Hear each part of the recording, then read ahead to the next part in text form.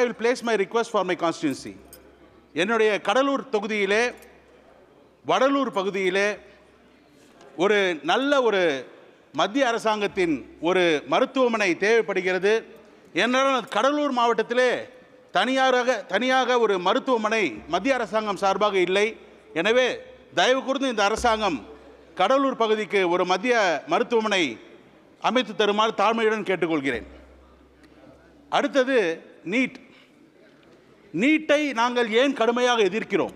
why we are objecting NEET? எங்களுடைய மாண்புமிகு முதலமைச்சர் தளபதி அவர்களும் எங்கள் அருமை தலைவர் ராகுல் காந்தி அவர்களும் ஏன் நீட்டை எதிர்க்கிறார்கள்? ஒரு பள்ளிக்கூடத்தை மத்திய அரசாங்கம் கட்டவில்லை, மாநில அரசாங்கம் கட்டுகிறது. அதற்கு இடம் தந்து போதிய ஆசிரியர்கள் வைத்து அவர்களுக்கு உரிய ஊதியம் தந்து மாணவர்களை உருவாக்கி அந்த மாணவ செல்வங்கள் பெரிய அளவிலே படிக்க வேண்டும் என்ற எண்ணத்தோடு தான் அந்த பள்ளிக்கூடங்கள் திறக்கப்படுகின்றன. மாணவர்களை உருவாக்கி அந்த மாணவ செல்வங்கள் பெரிய அளவிலே படிக்க வேண்டும் என்ற எண்ணத்தோடு தான் அந்த பள்ளிக்கூடங்கள் திறக்கப்படுகின்றன.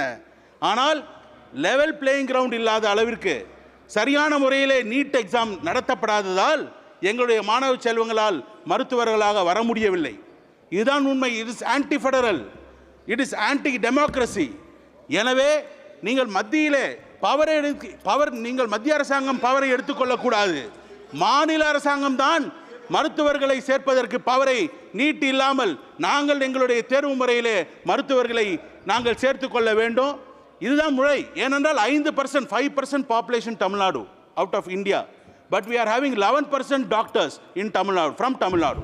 Sir, number 2, sir, aging is a big problem. You know, nowadays with the advanced medical system, people live longer.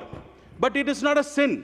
But we should take good care of them in order to have a quality life.